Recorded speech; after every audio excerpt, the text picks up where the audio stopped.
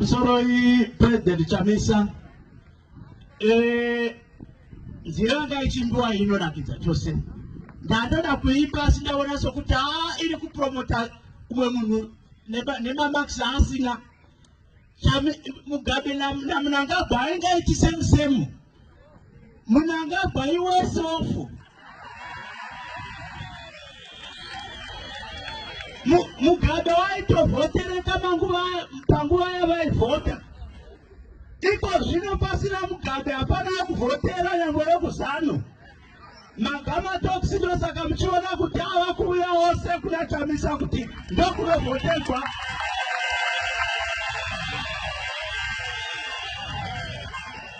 G40 maona ichingoita basa uku ichitipana apa Chamisa ndokuvhotera saka Mnangagwa iwese ofu haisi same chandinoda kutaura ndechekuti ndingodzidzisa vamwe vandakaona kuti vanoda kufananidza zvinhu zvakasiyana vatungamiriri vakasiyana chaizvo nevatongi Mwari kana achiita kuti munhu amusumudze kumuita mutungamiriri unomupa plani yake iye Mwari isingaonekwi nevanhu vose vemazuva ose vakaita sesu ukaona mutungamiriri achikotaura zvemazuva ose zvamunoziva ziva kuti uri kungotaura zvepfungwa dzake hapana wakamutuma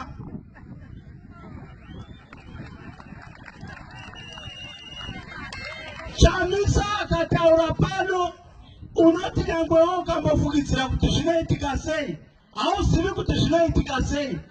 nekuti nyangwe iye wakamupa oga ndiye anoziva kuti zvichaitika sei panguva yaSolomoni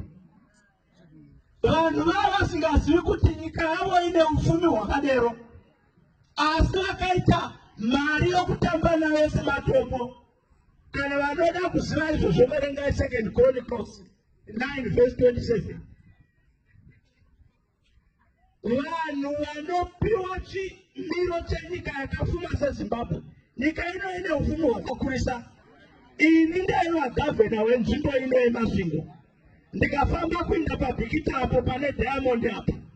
pandakasvikapo ndakawana pane mishini yose asi Diamond racho richiranyangarika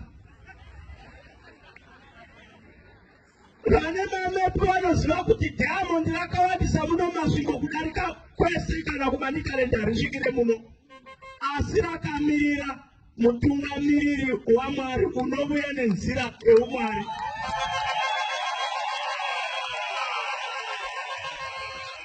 saka Chamisa mukanzwa achitaura zvekufumi nedzimwe rodhi nezvi ndo zviri kuitwa naMwari nekuti ufumi huri muno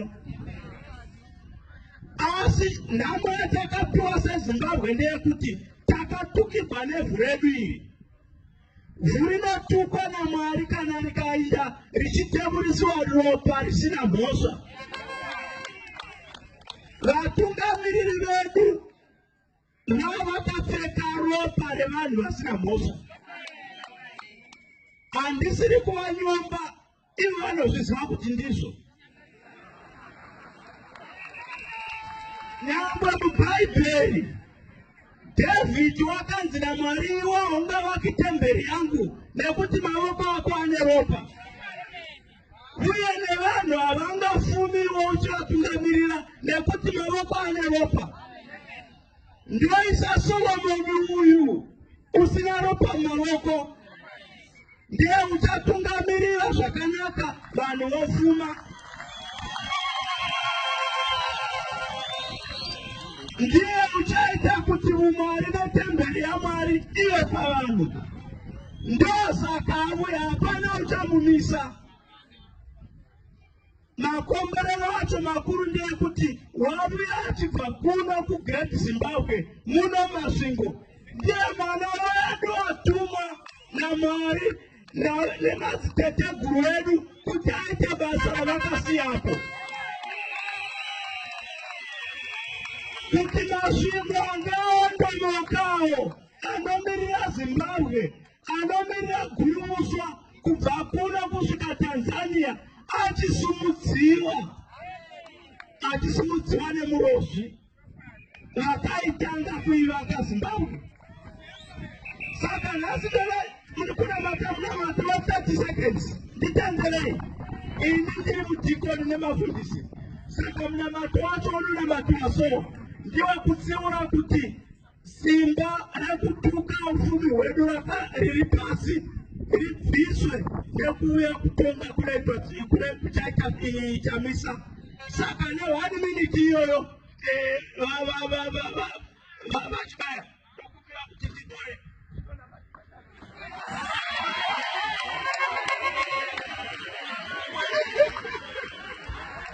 umwe naumwe bata vupapa uri apotora kubata maoko. Yangu na president shuyaifu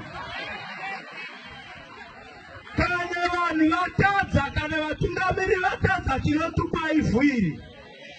kana ratukwa harichabudisi ufumi hwaro. Saka toda kuti Mwari vadzikunura ivhu redu reZimbabwe. Pamwe vatungamiriri vanoshaivo richiita kuti ufumi hwaro uchibuda vanhu vabudirire. Ngatinamatei kungotaura chete Mwari tinokutendai nekuti makatipa mutungamiriri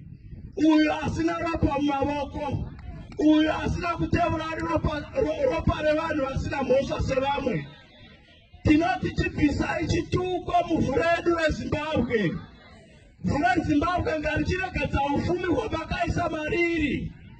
kuti mhuri yedu yeZimbabwe yose ibve muurombo, ibve mukukumbira iko pationesa nhamo vatungamiriri vachimanya kuinda China kundokumbira iyo mariri muno. Tinokutendai Mwari nokuti madziwa. Amen.